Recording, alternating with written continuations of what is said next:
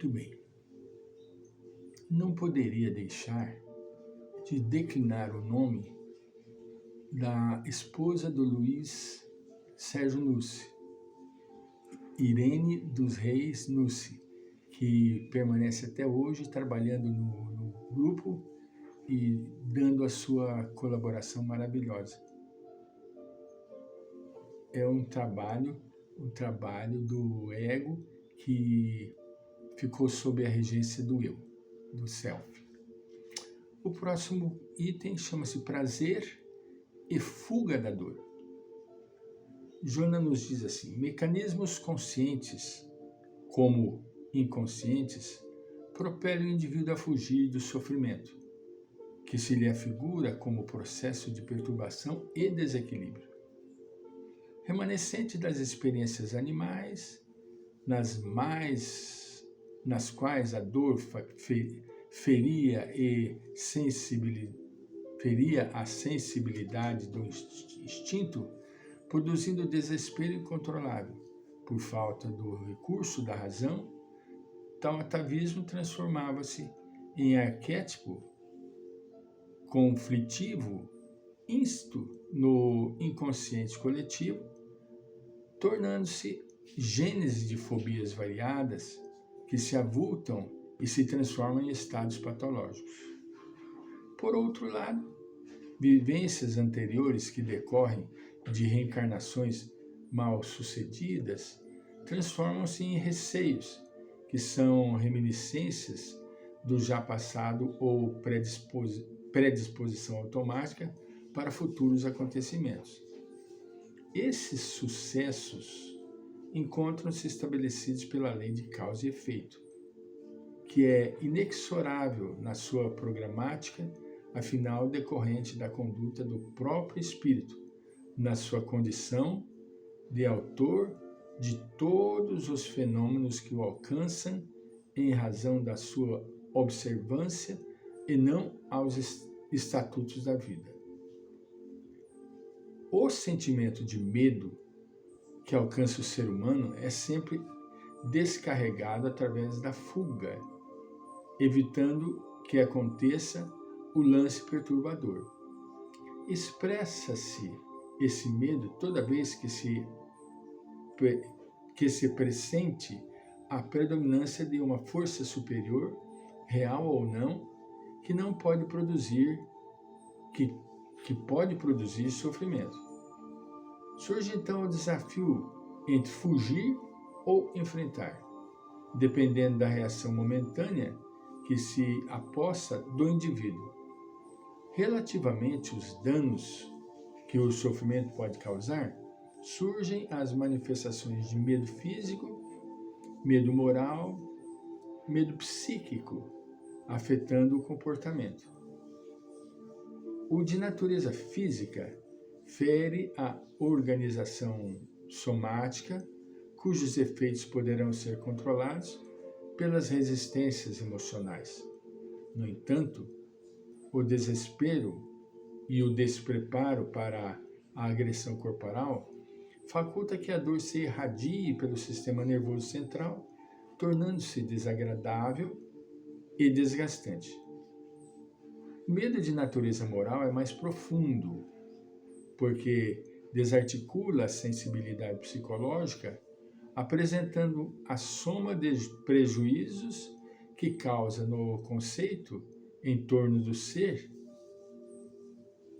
dos seus propósitos, da aura da sua dignidade, terminando por afetar-lhe o equilíbrio emocional.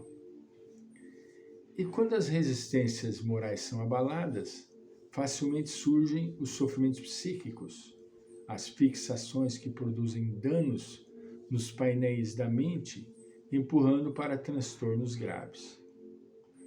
Esse medo de acontecimentos de tal sorte e de tal porte impulsiona a raiva como recurso preventivo que leva a agredir antes de ser vitimado, ou a reação que se transforma em quantidade de força que o ajuda a superar o receio que o acomete, seja em relação ao volume ou ao peso do opressor.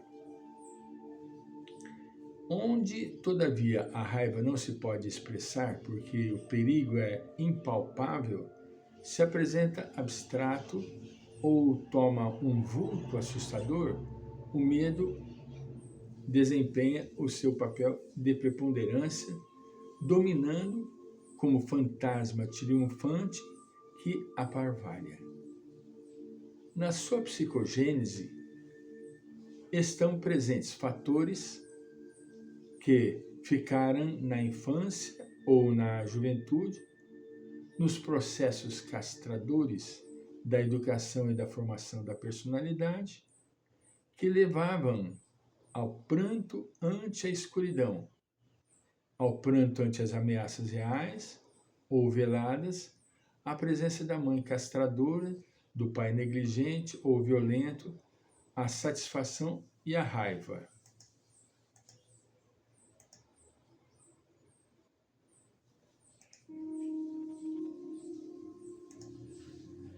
O controle do ego é a melhor maneira para afugentar o medo, evitando que se transforme em pânico. O controle do ego. Face aos muitos mecanismos a que recorre para poupar-se ao medo, a tudo que produza sofrimento, o ser humano é impulsionado a evitar o amor, justificando que nunca é amado, sendo-lhe sempre exigido amar. Olha que coisa graciosa que fica essa postura de defesa da pessoa. E tem medo de amar. Todos anelam pelo amor, entretanto, pela imaturidade, não têm conhecimento do que é mesmo, assim incorrendo no perigo de ter medo de amar. Olha que coisa graciosa, né? Acredita aquele que assim procede, que amando se vincula, passa a depender e recebe em troca o abandono, a indiferença que lhe constituem perigosas ameaças à segurança no castelo do ego, no qual se isola, perdendo as excelentes oportunidades para conseguir uma vida de planificação. É o que nós estávamos dizendo. Nós não podemos, nós até podemos, mas não devemos permitir que a regência do ego seja preponderante. O ego nos auxilia, nos impulsiona à libertação, mas nós precisamos sempre estar atentos se ele não está abafando o despertar do self. Esse amor condicional, de troca, egoísta, eu somente amarei, ou só quando, ou porque, né, tem suas raízes fincadas na insegurança afetiva, infantil, perturbadora, que não foi completada pela presença da ternura nem da espontaneidade.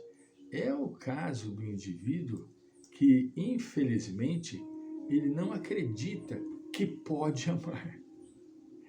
Ele teme que, se ele se entregar, ele vai ser abusado. Se ele se dedicar à parceira, a parceira vai lhe trair. É um conflito terrível. O medo de amar escamoteia-se e leva à solidão angustiante, que projeta o conflito como sendo de responsabilidade das demais pessoas. Olha só. No meio social, que é considerado agressivo e insano. Fatores esses que existem no imo daquele que se recusa inconscientemente a dar-se ao inefável prazer de libertar as emoções retidas. O indivíduo tem medo. O amor liberta quem o oferece, tanto quanto aquele a quem é direcionado. E se isso não sucede, não atingiu seu grau superior, estando nas fases das trocas afetivas, dos interesses sexuais, dos objetivos sociais, das necessidades psicológicas e dos desejos.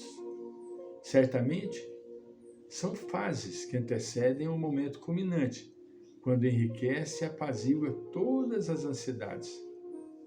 De qualquer forma, porém, amar é impositivo da evolução e psicoterapia da urgência, que se torna indispensável ao equilíbrio do comportamento das criaturas. Olha que colocação excepcional. Amar é impositivo da evolução e psicoterapia de urgência, que se torna indispensável ao equilíbrio do comportamento das criaturas. Então, vejamos, é indispensável que nós venhamos a amar, que aprendamos a amar. Se nós não sabemos ainda, não tem problema. Se ainda temos medo de amar, também não tem problema. Tudo está em tempo, porque a bolota está ainda germinando, está começando a colocar à mostra todo o esplendor e a sua essência maravilhosa que é divina. Voltaremos.